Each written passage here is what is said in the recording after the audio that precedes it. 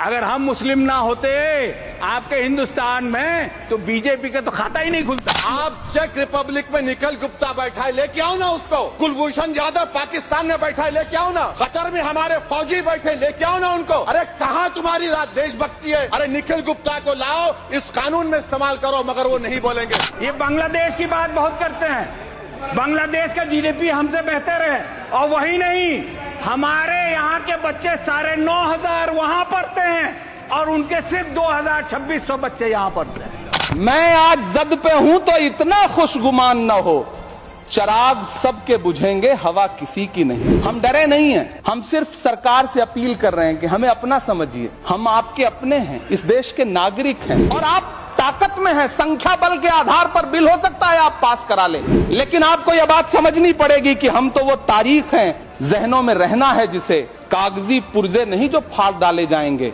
जिस जमी पर मैं खड़ा हूं ये मेरी पहचान है। आप आंधी हैं तो क्या मुझको उड़ा ले जाएंगे?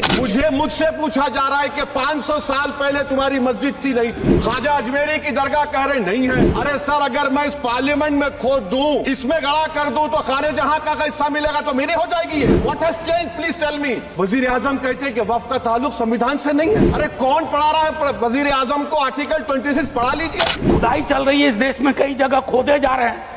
एक खुदाई हम सब सांसद मिलके करें। किसान विरोध करे, देशद्रोही है।